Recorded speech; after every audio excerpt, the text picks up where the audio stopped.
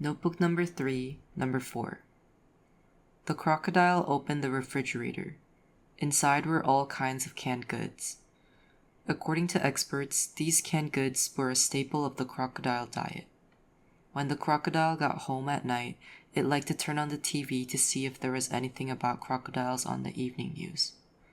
Meanwhile, it would sit in the bathtub on casters, scrubbing itself with a sponge. It would reach over to grab a can of food from the side table, then remove its retainer and use its canines to puncture 2 holes in the top of the can. Shaped like turret shells, its canines glistened in the light and were cool to the touch. Afterward, the crocodile reinserted its retainer. It liked to eat with a sharpened straw that it plunged into the top of the can and used to siphon food. In the water was a green plastic toy crocodile. Leaning over, the crocodile squeezed the plastic belly with both hands. The toy made a squeaking noise and squirted water onto the crocodile's face. A newscaster in a green suit said, "Before we take a look at tomorrow's weather forecast, let's go to today's report in our special series on crocodiles." The earpiece that had been tucked discreetly in the newscaster's left ear fell onto the desk with a thud. The camera hadn't cut yet to a close-up of the expert appearing on the commentary segment when it paused momentarily on the newscaster still facing straight ahead. The newscaster winked. It was unclear for whom the wink was intended, but it was followed by an embarrassed smile and the voice of the expert. In accordance with best practices and in order to preserve the very essence of our nation, our news bureau has instituted a unified set of provisions regarding the reporting of crocodile-related news, which must undergo a special imaging technology process so that the results appear in an encrypted form. This is done to prevent foreign entities from intercepting our satellite signals and duplicating our footage by means of current video recording technology. Since the actual volume of domestic data on crocodiles have grown, and the nation has devised new measures to either protect or eradicate crocodiles, this category of highly sensitive classified information must not fall into the hands of foreign states. In this century, all advanced nations have adopted the conversation of implementing strategic sanctions, and for this reason, our nation has been unable to access outside signals of broadcasts related to the subject. In the past several years, a great deal of importance have been attached to the issue of crocodiles and their existence. However, each and every citizen, upon receiving news reports, must agree to maintain confidentiality in the event that the domestic crocodile situation reaches a critical state, as we as a nation could very well find ourselves shunned by the international community. This type of response may occur, in fact, at a time when the United Nations is selecting popular tourist destinations for preservation under its UNESCO World Heritage Site designation, whereupon tourists will flock to those locations and a global media frenzy will ensue. Or perhaps our land may become a void on the world map like the Bermuda Triangle, or what is seen as a dark, mysterious place. All communication networks linking to our nation will be severed. No foreigner will dare to set foot in our territory, nor will our own citizens have any means of escape. Should our secrets be leaked one day, it will be difficult to determine whether a diplomatic situation may arise. In the final analysis, our knowledge and understanding of crocodiles is but a microorganism on a fingernail. But in the customary practice of advanced nations, we will safeguard information within the grip of our metal jaws, holding on as if our lives depended on it. At this time, we ask all citizens across the nation to join hands in facing the mystery of the unknown together. The crocodile sat in the bathtub and listened at length to the news commentary, dozing off 3 times. Each time, its chin knocked against the side of the bathtub, and the crocodile lifted its head and glanced around in confusion, unable to bring itself to crane its neck to peer at the TV. Someone might see it sleeping in the bathtub, which would be awfully embarrassing. The crocodile blushed just thinking about it. The crocodile clutched the toy and rubbed it against its cheek, pouting. It was deeply distressed. Would this blushing and pouting ever come to an end? Now that it thought about it, things ought to be different since it had been thrust into the national spotlight and made a public figure. At the moment, the entire nation was saying, "Why, my dear crocodile, how are you?" Number 5. September. I'd been living on Heping East Road for 2 months. My cousins needed to prepare for entrance exams, and I got the hint that I should get lost. I found an attic bedroom on Tingzhou Road. The top floor was spacious, with only a crude toilet, sink, and old-fashioned boiler, plus a narrow slit of a room in which my roommate, a woman with a rather peculiar face, lived. She was 25 or 26 and worked in a factory. My first impression of her was that she was likely to borrow money from me and never pay me back. She would often knock on my door, then grill me about college life or my romantic history, among other private matters. Then there was this guy who'd come by in the middle of the night and stay over. He was always broke, and he'd walk around naked with a cigarette dangling out of his mouth. Sometimes he'd yank her to the ground and beat her with a whip or a shoe, dragging her outside, all the way down to the nearby plaza. But whenever she talked about him, her face glowed with happiness. He was the only person who didn't hate her, she said. Living on the top floor meant that it was hot as an oven until nightfall. I'd get home around 10 and lock the door behind me. The thought of them terrified me. I envisioned the souls of 2 prisoners who died long, torturous deaths breaking down the door of my room. That feeling of living under the same roof as near strangers, people who might disappear without ever saying goodbye, was enough to make my home a solitary tomb. Daytime. The instant the alarm went off, I'd leap out of bed and go to work for my club. Didn't wash my face, didn't brush my teeth. I practically flew to campus on my bike as if I'd scheduled an appointment and had to get there pronto to deliver documents or prepare for a noontime meeting. Designing promotional flyers, sending out mailers, organizing the archives, or running an errand could at any time become the most urgent among an endless list of tasks.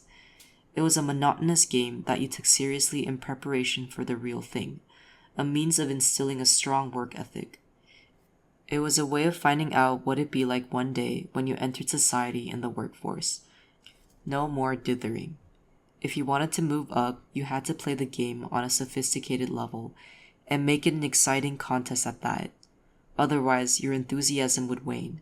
You'd lose your mind. Sooner or later, the sea of utterly meaningless obligations would swallow you alive.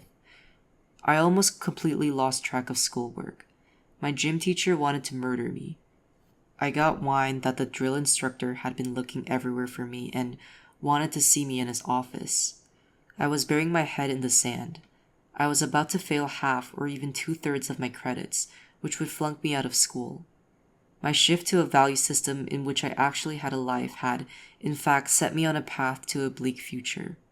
Now I was throwing my life away, just spinning my wheels and keeping busy with no real direction or purpose. My mind consumed with my organization's affairs. I worked to my heart's content until 10 in the evening when I went home. My life started to revolve around work, and my habits gained momentum to the point where they became virtually unstoppable. The minute I got home, I'd crack open a beer and drink myself into stupor, basically killing time until my alarm went off the next morning. Chu Kwang. He could see the emptiness hidden beneath my excess energy and enthusiasm. 3 years my senior, he was the president of the neighboring student organization. The 2 of us shared the same office, and his desk was next to mine. His receding hairline revealed a shiny forehead, and the back and the top of his head were similarly reflective.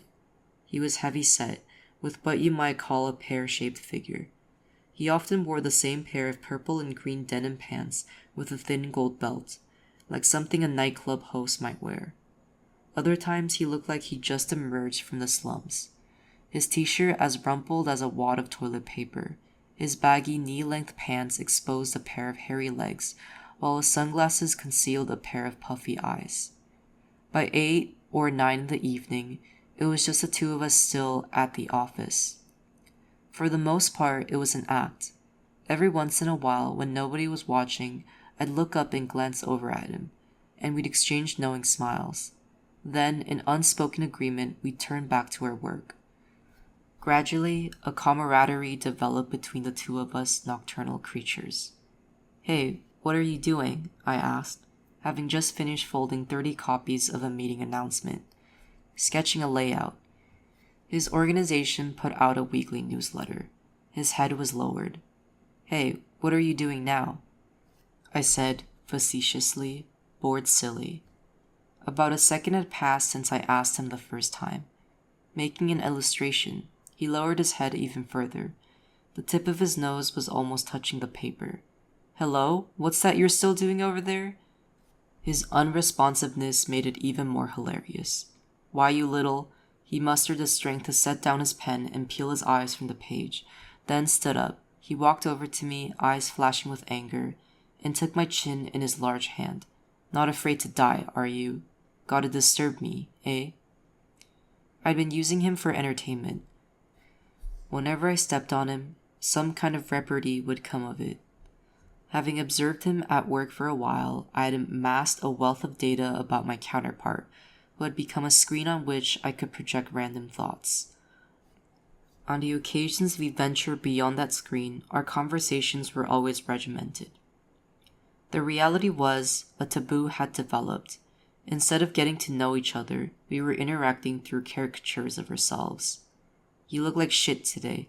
People were sitting between us, and the noontime deliveries of documents were flooding in.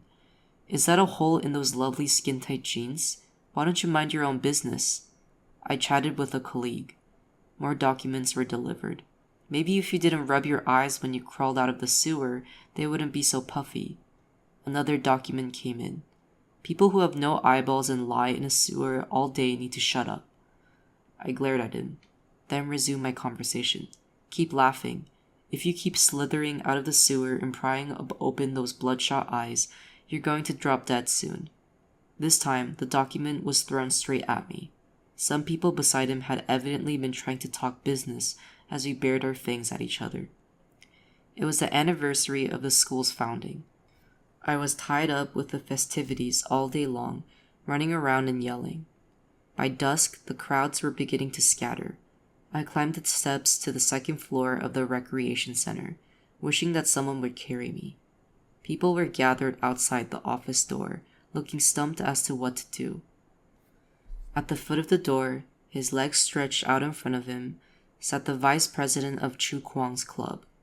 Sounding exhausted, he announced that we all needed to clear the area. Someone inside was apparently having a meltdown and had shut everyone out. I pushed to the front and pounded on the door. "Chu Kwang, open the door and let me in. I have to talk to you." Those words, I had no idea where they came from. Finding them within me was like striking oil. I heard the door being unlocked. The vice president stared at me in disbelief.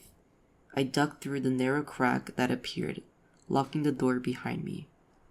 I fumbled around looking for a chair, then finally sat beside him on the desk, crossing my legs.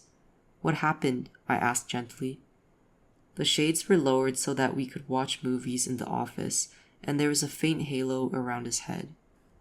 "Will you go buy me a drink, sis, and just listen?" Covering his face with his hands, he put his head on the desk and produced what sounded like a whimper. "Why do you want to talk to me?" I gazed at the soothing rays of the setting sun that trickled in through the window behind him. "Meng Sheng. It's because you know Meng Sheng, too. He's the connection we share," I heard him say. I went out and returned with a 12-pack of beer and 2 packs of cigarettes, plus some hot snacks. I sent away the vice president and the crowd loitering outside. The merrymaking still hadn't died down, and the sound of someone practicing the piano pierced the air for an instant before blending into the cacophony. "This afternoon, Meng Sheng came by. He was looking for you. We got into a fight. You and Meng Sheng had a spat?" "Had a spat? I feel like I could eat the guy alive, tear him to pieces." Chu Kwang lifted his head. A blood stain ran all the way from the corner of his eye to his nose, and one of his lower teeth had been knocked out. He downed an entire can of beer in one gulp. "Have you ever seen love between two people turn as ugly as this? That's what happens when there's too much masculine energy." The moment he came in and asked, "Where is she?" I exploded. I snatched a metal ruler off the table and started thrashing him with it, but he's not the type to back down. He picked up a metal chair and started pummeling me with it. It was like the whole thing was choreographed. Man, I'll never forget his lightning-fast reflexes or the scent of his sweat. He smiled contentedly. You start to fight the second you see each other. Does that mean it's mutual love or bitter hatred? Doesn't Xiaoyu have a poem called Sweet Revenge? I only mention it because I thought you might know it. It's like the title says, because love goes hand in hand with hatred, and because there's hatred, you're going to fight. And when you fight, you see that there's love. The three become inseparable. Once your sexual frustration reaches a certain point, if you don't either fulfill or rid yourself of your desires, you're going to find yourself deep in the abyss of meaninglessness. And there's no easy way out. In fact, you'll cling even more desperately to the object of your fixation. And when you do, your desires will turn against themselves in full force. I was already self-destructive to begin with, but then I developed a fixation and never found an outlet, which is when it really got scary. One day something set it off, and I grabbed a pair of scissors and stabbed myself. It was when Meng Sheng and I were about to break up. I thought I'd learned to put down the scissors and give him some of my self-destructiveness by then, but there's no cure for it. I still want him. The love I was saving is gone, and whatever passion was left, I gave it away trying to keep our connection alive. Meng Sheng told me he saved some guy's life. Was it you? Ha! Is that what he said? So, did he tell you all about how he slept with that guy? He stopped abruptly and slumped his shoulders apologetically. Listen, I don't want to step into your dogfight and be ripped to shreds, but if you want to say it, say it. I'm not going to pry. Hearing about your bad experiences won't disgust me or make me think any less of you. Whatever's on your mind, just spit it out. But I have to say, wow, I had no idea you were like this. I tried to decipher the convoluted expression on his face. It's considered pretty unseemly to say these kinds of things to a girl. If it's that unseemly, then don't say anything at all. I don't want to hear the censored version. Oh, sis, you're really something special. Really, that's exactly what you are. All the other people I know suddenly tune out or start squirming whenever I bring up that part of our relationship. Most of them have been outright avoiding me. Only 1 or 2 people have bothered to stay in touch with me after cringing at my story, which I always thought was funny. Why keep pretending to be a good person when it's obviously that painful for you to show compassion? Anyway, you're a girl, and though you've managed to stomach this much, I feel like I'm making you listen to me describe the calluses on my feet. How long have you been in love with Meng Sheng? In all, about 4 years. That's on my part. For him, it's been off and on for the past 5 years. Now that I realize he transferred his desire for women onto me, I'm no longer sure if he loved me for more than half a year. He's vile to the core. A worthless sack of shit is what he is. Shu Kuang, listen to me. When you're around me, just be your genuine self. I know it's not easy. My feet have a few calluses too, but I'm not ready to talk about them with anyone yet. Is that okay? We hadn't even noticed that it was almost 10 o'clock. Outside the recreation center and all over campus, the festival raged on. A heavy metal band was playing, and laser beams shot in all directions as drunken students bid farewell to their desires. 6. What's written here are fragments from the first semester of sophomore year, the period from July 1988 to February 1989. After the wild boar barreled through the pasture gates and returned to the wild, was it a boar who'd suffered a concussion? With its boar hooves lifted over its boar head, it was a boar skipping through the rainforest, and one that could do a mind-blowing jitterbug at that. It took a merry bath in the river and leaned back against the river bank, telling itself, well, it's a good thing I lost myself crashing through the fence. Its amnesia was so severe that it struggled to remember what had just happened a second earlier. Meanwhile, ants had covered the half of its body that was above water and were peeking at its cheek. So I didn't need Shriling then? She became the mythical goddess Nuwa, a snail of a woman curled up inside a shell somewhere beyond my recollection. I dove down to a coral reef at the bottom of the sea, a long, grueling journey to a place where all kinds of caves would be found. The reef was a microcosm of deep-sea consciousness, from its pink bud-like tentacles to the moist black marrow of its skeleton. Whenever I ventured into the wrong cave, the snail woman would emerge from her shell to temper my alcohol-hardened brain, mending the membrane layer where freshly spawned desires were being sundered by a death wish. A winter's night, I had just finished a paper on Freud for a seminar and was leaving a basement meeting with Toon. The lights were out and a cold wind blew as we biked across the dark campus. Toon said, "I don't know how to tell you this, but I have a problem. And although I'm not completely sure what that problem is, I do know that you're the kind of person I can talk to, someone who might be able to help." Her voice was soft and quivering, like the rustling of a lone maple tree in the wind. Yet there she was, bravely forcing herself to smile. This girl was so precious. It brought me to shame. "What about Ru?" I posed the question with a cool detachment, working my way one step closer to Toon's fears in life. We had almost reached the campus gates. There was no time to get into the details, but she was going through a tough spell, she told me. "Is it serious? Is it affecting your work and personal life?" It was like this almost every week, her accompanying me to these dingy basements. She was like Quicksilver, this kid. It'd been going on for a long time. How was it possible that I could never get past that brave smile and find out what was behind it?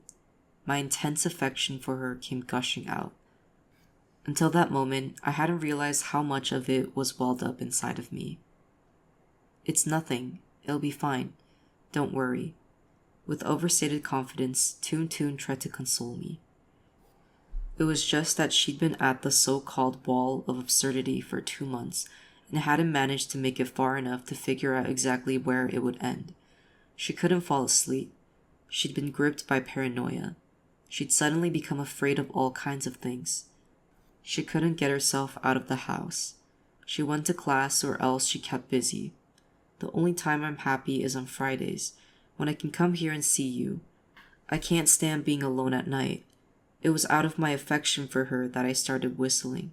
I said, "Today is my ex's birthday, and after we broke up, I got a package with 3 little letters in it, but I can't bring myself to open them." I stopped abruptly.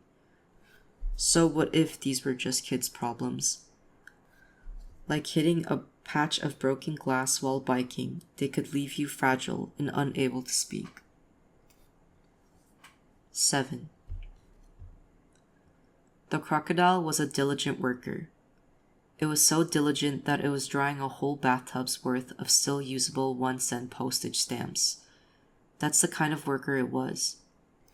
It used to work at St. Mary's Bakery, where it stood next to the cashier, wrapping and bagging pastries. After work, it strolled across the street to a gift shop, where it bought exquisite wrapping paper and fancy ribbons. In fact, that was the crocodile's favorite pastime. And courageously, it drew a crocodile design, then stuffed it into the slot in the manager's office door, proposing that the design be adopted on the bakery's plastic bags and cake boxes. "I heard that in addition to eating canned goods, crocodiles supplement their diet with bread," said customer A. "That's a minor bit of trivia. I didn't think you'd have heard it too. Maybe it was in a housekeeping magazine." Waiting in line behind customer A was customer B, who held a cake box with baguettes inside and a wicker basket filled with pastries. "Oh, does everyone know? I read more details in a cooking magazine. Crocodiles only eat sugar-free bread. They won't even touch salted bread. What nonsense." C was in line after B. "How could that be true? Their favorite pastry is cream puffs," said the crocodile, who had been listening impassively to the conversation while wrapping and bagging pastries. "How do you know?" The 3 customers, along with the girl tending the cash register, all asked at the same time. A was surprised, B filled with admiration, and C indignant. The cashier envied the sheer volume of knowledge the others seemed to have at their disposal. After finishing work that day, the crocodile didn't return to St. Mary's, nor did it ever set foot in a bakery again. Though the thought of cream puffs frequently entered its mind, the crocodile could only afford to spend 50 cents on one, so it asked the child at the door of the bakery to go inside and buy a 30-cent cream puff. If the crocodile didn't throw in a little extra cash, the kid would never do it. The crocodile was filled with resignation. It didn't say a word to the manager. It was convinced that the manager had long figured out that it was a crocodile and had noted its baked goods preferences and sold the information to all the local rags. All the evidence was there. A magazine had just leaked the bit about the cream puffs, modifying its earlier story about sugar-free bread. After all, the latest report reflected the conversation that had transpired in the shop, didn't it? Whenever the manager was around, the crocodile chose only sugar-free bread so as not to blow its entire paycheck. After the manager left for the day, it secretly devoured an entire box of cream puffs. Whenever the crocodile thought about the manager, its skin turned a monstrous shade of green. But now the crocodile was sashaying down the street with its precious 30-cent cream puff, cravenly and delightfully taking a giant lick of the filling. It spotted a sign posted on a door. Breaking news, cream puffs are a crocodile favorite. New cream puff stand and bakery coming soon. Oh no, I can't resist cream puffs. End of Notebook 3.